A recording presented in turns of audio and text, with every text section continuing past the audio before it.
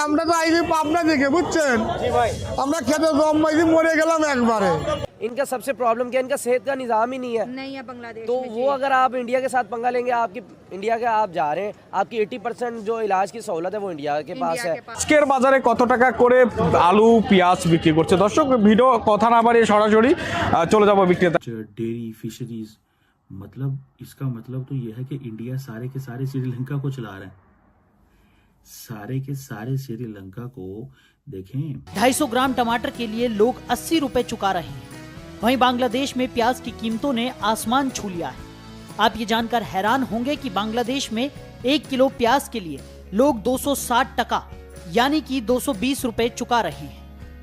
तो मेरा ख्याल है इनको माफ़ी मांग लेनी चाहिए, सीधा स्ट्रेट अवे। बहादुरी और बेवकूफ़ी में ज़मीन आसमान का फ़र्क था। बेवकूफ़ी कर ली बांग्लादेश वालों ने, ठीक है। 15 दिन में इनकी हवा वो हो गई इनकी। देखिए, लेकिन जंग तो हमारी इंडिया के साथ उस टाइम स्टार्ट हो गई ना, तो इंडिया के ऊपर गोलियां चलाते या मुकाबला करते। मैं एग्जांपल दे रहा हूँ, सरेंडर। और इवन हमारे तो मजहब में ये बताया जाता है, या पाकिस्तान, हमें तो ये कहा जाता है जज्बा बहुत है, जज्बा बहुत है, जान दे दो कंट्री के लिए लेकिन झुको नहीं। तो वो झुकना मतलब ये तारीख में सबसे बड़ा सरेंडर है। 93,000 जो हमारे आर्मी पर्सन थे उन्होंने समझ लिया। श्रीलंका ये कहता है कि मैं चाइना को अपना मुल्क कभी भी नहीं दूंगा कि वहां पे बैठ के वो इंडियन इंटरेस्ट के खिलाफ काम करे। अब आपने इंडिया से बिगाड़ ली, या तो अपने लोगों को मार दो आप, या इंडिया के पांव पकड़ लो आप, ठीक है। क्योंकि पाकिस्तान आप आ नहीं सकते, आएंगे तो इंडिया के थ्रू आएंगे। जब इंडिया ने नहीं आपको आने दिया, पाकिस्तान में कैसे? म्यांमार के साथ आपकी ऑलरेडी नहीं बनती, पहले से है पाकिस्तान हिंदुस्तान वाला सिस्टम है आपका। कि हम बांग्लादेश के साथ तावन कर सकें या उनके जख्मों के नमक रखने की बजाय मरहम रख सकें। हमारे तो अपने जख्मों के ऊपर नमक छिड़कते आए दिन हम खुद लोग नजर आ रहे होते हैं। दूसरे नंबर पे आपने बोला 53 साल बाद बांग्लादेश को समझ आ गई कि पाकिस्तानी हमारे साथ सिंसेर है। फिर एक तो ये कि 53 साल समझ क्यों नहीं है, एक तो ये चीज। और 53 साल जब समझ नहीं आई थी तब बांग्लादेश इकॉनमी में बेहतर जा रहा था, टेक्नोलॉजी में बेहतर जा रहा था। हमें इस चीज का तो पता है कि चाइना हो या इंडिया हो, दोनों मुल्क जो हैं वो कोशिश कर रहे हैं कि जैसे तैसे वो अपने इन्फ्लुएंस को श्रीलंका के अंदर बढ़ा सकें। हम यहाँ पे खड़े होकर एग्जांपल दे रहे थे कि भाई बांग्लादेश हमारे से ही अलग हुआ और हमसे आगे जा रहा है। और जब समझ आई है, यानी आपके बोल के बांग्लादेश को समझ आ गई पाकिस्तान हमारे साथ सिंसेर है और इंडिया सिंसेर नहीं है, तब से उनकी इकॉनमी भी डाउन होने लग पड़ी है, तब से वहाँ पे हालात भी खराब हैं, तब से उनकी गवर्नमेंट में भी स्टेबिलिटी नहीं आ रही। यानी कि इसका मतलब है बांग्लादेश अब पाकिस्तान के नक्शे कदम पे चल पड़ा है। साथ तावन कर सकें या उनके जख्मों के नमक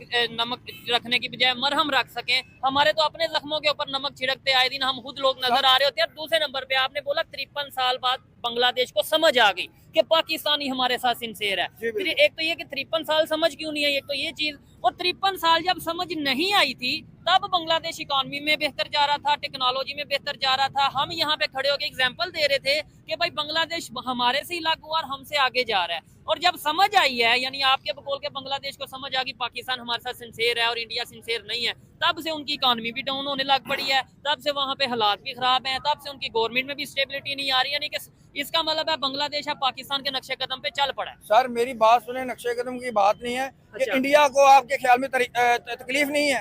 आप जनरल बख्शी को देखें, जनरल मेजर गौरव को देखें, वो क्या कह रहे हैं। और इनके जो लोंडे लपाड़े जो बैठे हुए हैं जो इंडियन चैनल्स पे और अपनी आई बाई छाई करते हैं, उन्हें तरीका पता नहीं है कि भी मुसलमान एक कौम की हैसियत रखते हैं। आप ये देख लें, अगर इनके पास 1000 साल के बाद 32 लाख मुरबा किलोमीटर का आ गया है, ठीक है, हिंदुओं के पास 1000 साल से इनके पास इंडिया के 2 शहर थे या 3 शहर थे या 4 शहर थे, बाकी हर मुसलमान जो फाते से मार खाई है। जनरल बख्शी की बातें सुने ना कि वो क्या कहता है, इन्होंने 1000 तारीख में हर मुसलमान जो है वो फाते से और फातीन के से मारे खाए हैं। लेकिन अब वो साथ ये भी कहते हैं ना कि अब हिंदू बदल गया या अब इंडिया बदल गया। वो वैसे नहीं रहे। पहले वो कहते थे कि भाई हम पूरा मन लोग हैं, अब वो कहते हैं जैसा करोगे वैसा भरोगे। अब वो कहते हैं हम कर्मा के ऊपर यकीन रखते हैं। दूसरे नंबर पे आपने बोला कि भाई इनको ये नहीं पता, देखने वालों को या इंडियंस को ये नहीं पता कि भाई मुसलमान एक कौम की हैसियत रखते हैं। उन्हें कैसे पता चले मुसलमान एक कौम की हैसियत रखते हैं? मुसलमान आपस में लड़ रहे हैं। इसी वीडियो में आपने खुद कह दिया कि भाई इसराइल ने कहा उतना हमने फलस्तीन पे नुकसान नहीं किया जानों का जितना शाम और सीरिया और इन कंट्रीज में मुसलमान आपस में लड़ के कर रहे हैं। पाकिस्तान अफगानिस्तान डेयरी फिशरीज, मतलब इसका मतलब तो यह है कि इंडिया सारे के सारे श्रीलंका को चला रहा है। सारे के सारे श्रीलंका को देखें। इंडिया के लिए ये है कि श्रीलंका और मालदीव तो मेरे सूबे हैं, मेरी स्टेट है। जिस तरह आप तमिलनाडु जो है वो स्टेट है, कर्नाटका स्टेट है, जिस तरह कोई और जो स्टेट हो सकती है इंडिया की, वो कहते हैं श्रीलंका भी हमारी स्टेट है। क्योंकि जितना 5 अरब डॉलर की जो लाइन ऑफ क्रेडिट है वो कौन दे सकता है? वो वही मुल्क दे सकता है, या उसी लिए दे सकता है जो ये महसूस कर सके कि हमारे यहाँ पे जो नेशनल सिक्योरिटी इंटरेस्ट हैं वो बहुत हाई हैं। सो ये $5 बिलियन की जो line of credit and assistance, दोनों चीज़ें वो कह रहे हैं कि आपको पैसा दिया है उधार और आपको पैसा दिया है जो कि ग्रांट है, वो हम आपसे मांगने वाले नहीं है। आपको पता है कि दोनों मुल्कों ने एक बेसिकली एक फ्रेमवर्क है जिसे कहते हैं कोलंबो सिक्योरिटी कॉन्क्लेव। ये एक रीजनल ग्रुपिंग है और ये एक इम्पॉर्टेंट प्लेटफॉर्म है for regional piece, security and development के लिए। इसके नीचे जो है वो कह रहे हैं जी हम मैरिटाइम सिक्योरिटी हो, काउंटर टेररिज्म हो, साइबर सिक्योरिटी हो, इन चीज़ों में। अब ये मैरिटाइम सिक्योरिटी क्या है? मैरिटाइम सिक्योरिटी ये है कि कोलंबो सिक्योरिटी कॉन्क्लेव के अंदर कि इंडिया जो है वो श्रीलंकन नेवी के साथ मिल के या श्रीलंका की मैरिटाइम सिक्योरिटी फोर्स के साथ मिल के ये मेक श्योर करेगा कि चाइनीज उसके खित्ते में ना घुसें। काउंटर टेररिज्म क्या है? काउंटर टेररिज्म कौन सी ऐसी काउंटर, आप देखिए ना, काउंटर टेररिज्म एक पंच लाइन बन गई है। एक पंच लाइन है कि जी काउंटर टेररिज्म कौन? अच्छा, श्रीलंका के अंदर काउंटर टेररिज्म के हवाले से जो मुख्तलिफ हमने माजी में भी टारगेट देखे हैं, इस्लामिक स्टेट ने वहाँ पे हमले किए हुए हैं। तो इंडिया कहता है जी ठीक है, आपके क्योंकि इस्लामिस्ट आपको टारगेट करते हैं, हमें भी टारगेट करते हैं, तो हम तो फिर इस तरह ये चीज़ें जो हैं वो चलाएंगे, ये वो कहते हैं। ठीक है, सो मुझे ऐसा लगता है कि ये जो पर्सपेक्टिव है जो कि इंडिया से आता है और पर्टिकुलरली साइबर सिक्योरिटी। अब साइबर सिक्योरिटी क्या है कि इंडिया जब श्रीलंका का साइबर सिक्योरिटी इंफ्रास्ट्रक्चर बिल्ड करेगा तो देन उसमें फिर वो जारी बात है एक चीज़ तो आएगी, और वो यही आएगी कि भाई आप अपने आप को हेल्प आउट कर सकते हो, कि आप अपने जो इंटरेस्ट हैं वो प्रोटेक्ट कर सकते हो। इसी तरह humanitarian assistance and disaster relief जो है HADR का जो कंपोनेंट है वो भी इंडिया उनके साथ कर रहा है। सो लार्जली ये सारी की सारी जो चीज़ है ये इंडियंस ने इसलिए की है कि ये एश्योरेंस ले सकें कि ये कभी भी हमारे इंटरेस्ट के खिलाफ नहीं जाएंगे।